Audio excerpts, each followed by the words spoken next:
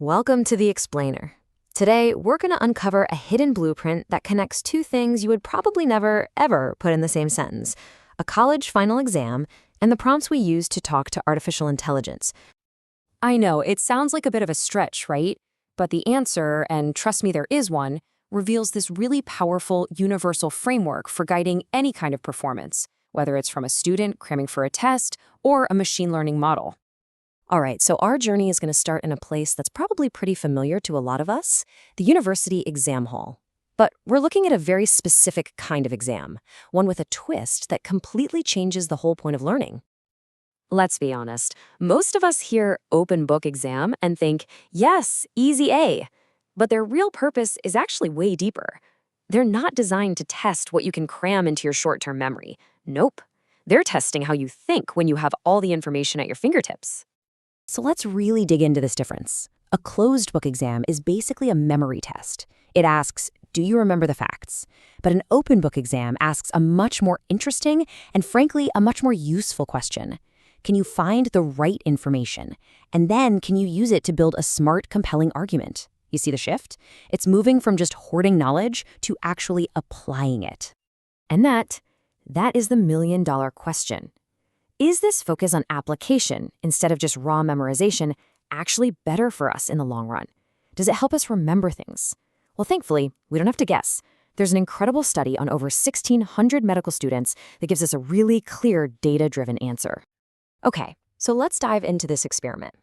Researchers basically put these different teaching and testing methods into a head-to-head competition. And the goal was simple: find out what really sticks in our brains, just for the final exam, but for years down the road. So here's how they set it up. They had 3 groups of students.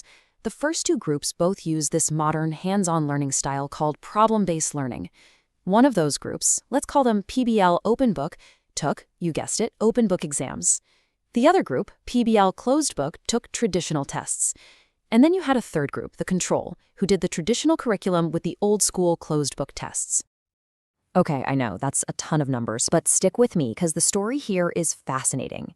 The researchers tested these students years later on 2 types of knowledge: core knowledge, which is the absolute gotta-know-it stuff, and backup knowledge, the more detailed, specialized info. Now just focus your eyes on that top row for core knowledge. That's our open book group. See how their scores are consistently in the mid to high 50s across the board? Now glance down at the other groups. They're lagging behind. This is our first big clue that something really interesting is going on. And boom, this chart just makes it so obvious. When you look at how well students remembered that essential foundational knowledge years later, who came out on top? The open book group, consistently. It turns out the very act of having to find and apply knowledge, instead of just recalling it, actually made it stick in their brains better. So what's really happening here? Well, the skill that the open book exam is testing, the ability to find, synthesize, and apply information, seems to build a much stronger mental framework.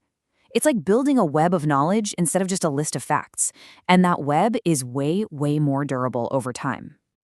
Okay, so this leads to a pretty obvious next question, right? If we're going to test this skill of application instead of just memory, how on earth do you grade that fairly? Well, the answer is a super powerful tool that educators have been using for years: the rubric. The best way to think about a rubric is not as just a grading checklist. It's more like a detailed recipe for what an excellent performance looks like. It completely gets rid of vague feedback like "good job" and replaces it with specific, concrete things you can actually act on. So what separates a good rubric from a great one? Well, a great one is all about description, not judgment. It doesn't just say "good argument," it says the argument is backed up by 3 distinct pieces of evidence. It zeroes in on the most important parts of the task, and it scores different skills separately. That way you know exactly what you nailed and exactly what you need to work on. And we can even break down what we're looking at into 5 key areas. Did the work achieve its goal? That's impact.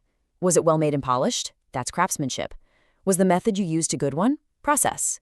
Was your information right? Content. And finally, was it insightful and clever?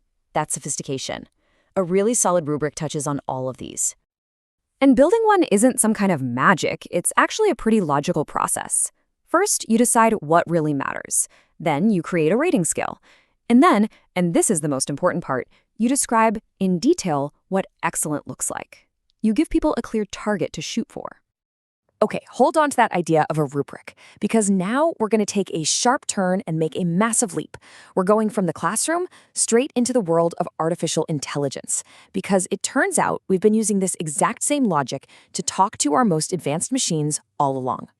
So if you've ever played around with an AI like ChatGPT, you've probably seen a prompt like this, right? The famous act as a prompt. But I want you to really listen to the language here. This isn't just a simple command. It's defining a role, it's setting expectations, and it's describing the key ingredients of a high-quality result. And there it is. That's the hidden connection.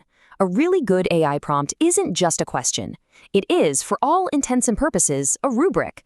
It's a detailed set of instructions and criteria perfectly designed to guide the AI toward the exact kind of high-quality output you want.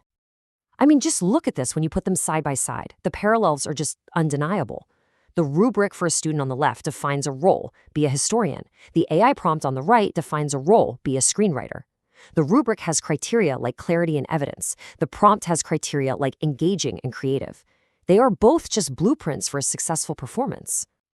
So, after this whole journey, from an exam hall all the way to an AI lab, what's the big idea? What have we discovered? Well, we've stumbled upon a single, universal blueprint for giving effective instructions, and it works just as well for people as it does for machines. If you take away just one thing today, let it be this. Clarity is king. It absolutely does not matter if you're talking to a college student or a large language model. If you want the best performance, you have to give the best, clearest instructions possible. And so here it is, the universal blueprint. First, define the role. Then, specify the task. Set the context and the constraints. Establish the criteria for what success even looks like. And maybe most importantly of all, describe excellence. Give a crystal clear picture of the target. This 5-part framework is the secret to guiding any complex performance, whether it's human or artificial. And that's a pretty powerful thought to leave you with. By getting really, really good at the art of the rubric, we're not just getting better at teaching and learning. We are, quite literally, writing the instruction manual for the future of intelligence itself.